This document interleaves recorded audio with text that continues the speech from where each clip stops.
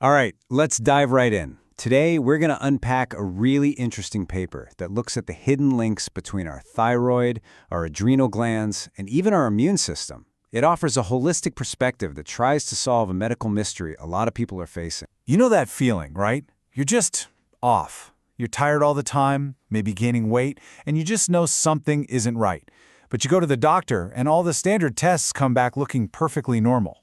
In this explainer, we're going to dig into one perspective on this very modern problem and see where the clues might lead. And we're not talking about a small number of people here.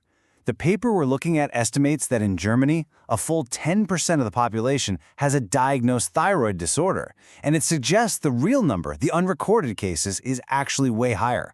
On top of that, it flags that autoimmune issues like Hashimoto's are skyrocketing. So the source document we're exploring today frames this whole situation, the fatigue, the weight gain, the mood issues, as a complex puzzle. And its core argument is pretty simple. If you only look at one symptom at a time, you're only seeing one piece of that puzzle. You're going to miss the big picture completely. The real problem, as this paper puts it, is a huge disconnect.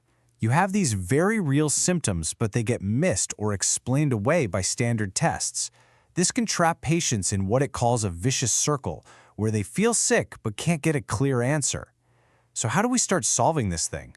Well, let's look at the first major clue. Our first stop is the thyroid gland. I want you to think of this as the body's master regulator. It's like the engine that controls the speed of absolutely everything else. So this small butterfly-shaped gland right here in your neck, it's your body's metabolic thermostat. When it's working right, you don't even know it's there. But when it's off, man, it can throw your energy, your body temperature, and even your mood completely out of whack. It's the command center for your entire metabolism. Now, the paper points to Hashimoto's as the #1 cause of an underactive thyroid, and this is an autoimmune condition. So what does that mean? It means your own defense system gets its wires crossed and literally starts attacking your thyroid. This attack causes chronic inflammation, which, over time, just grinds that metabolic engine to a slow, sputtering halt. It's no wonder so many people feel completely exhausted. So basically, your thyroid can go wrong in two main ways. On one side, you've got hyperthyroidism. That's an overactive thyroid. Think of it like the gas pedal is stuck to the floor. Your body is flooded with hormones, you're burning through energy, you might lose weight, feel anxious, and revved up. On the other side, you have hypothyroidism, an underactive thyroid, which is what Hashimoto's usually leads to. This is the opposite. The engine is slowing down, everything is sluggish, leading to fatigue and weight gain. Okay, now for our second major clue in this mystery, the adrenal glands. The paper introduces a really key concept it calls adrenal fatigue, or adrenal insufficiency, and it links this directly to the chronic, nonstop stress of modern life. According to this viewpoint, our adrenal glands are our frontline stress responders. They pump out hormones like cortisol to help us deal with pressure. But here's the thing about modern life, right? The stress, it just doesn't stop. It's physical, it's emotional, it's environmental, and the paper argues that your adrenals can literally get worn out, exhausted. This makes it harder for them to produce the cortisol you need to manage everything from your blood sugar to inflammation. And this burnout isn't like flipping a switch. It doesn't just happen overnight. Instead, the paper describes it as a gradual decline, a burnout process that happens in 3 distinct phases. It all starts with the alarm phase. That's the classic fight-or-flight response, a jolt of cortisol to deal with a threat. But if that stressor never goes away, the body enters the resistance phase. It's trying its best to keep that high cortisol state going.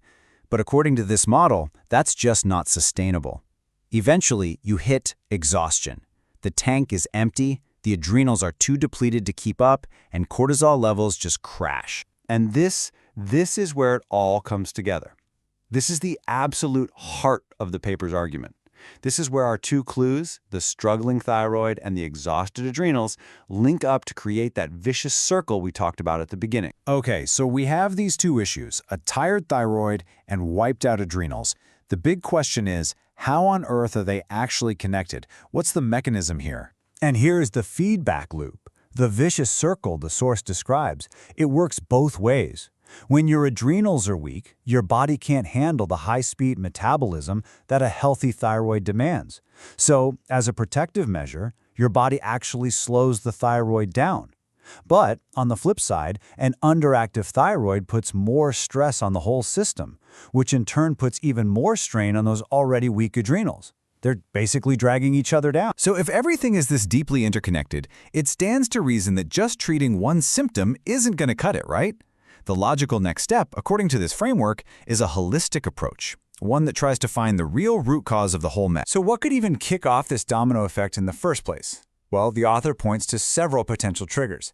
You've got things like major hormonal shifts or chronic infections. But it also highlights gluten intolerance, suggesting that gluten's molecular structure can sometimes look a lot like thyroid tissue, confusing the immune system. And of course, it includes emotional and environmental stress. Now, to identify and treat these underlying causes, the author champions a specific technique called the Bioresonance method. The paper presents this as a way to do both diagnosis and therapy.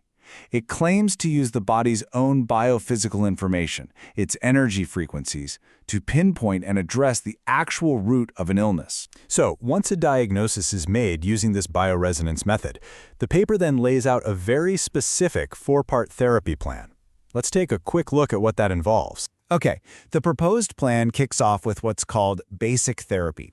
The paper describes this as clearing energetic blockages and making sure the body's natural detox pathways are open. After that, it moves on to identifying and treating specific pathogens, things like fungi or viruses. The third step uses bioresonance again to, in the paper's words, eliminate those stressors. And the final step is all about harmonizing and stabilizing the patient's whole system to keep them healthy long-term. So after walking through this whole complex system, the mystery, the clues, the interconnected parts, and the proposed solution, what's the big idea? What's the main takeaway from this paper's perspective? Really? It all boils down to this one crucial shift in how we look at things. To stop seeing the body as just a collection of separate parts that can break down, and instead see it for what it is, a deeply interconnected system where a problem in one tiny area can send ripples out across the entire thing. And that leaves us with a final thought, a question to chew on. No matter what lens you're using, holistic or conventional, what really changes when we stop chasing individual symptoms and start looking for the connections between them? What new possibilities for understanding our health might open up from just that one simple shift in perspective?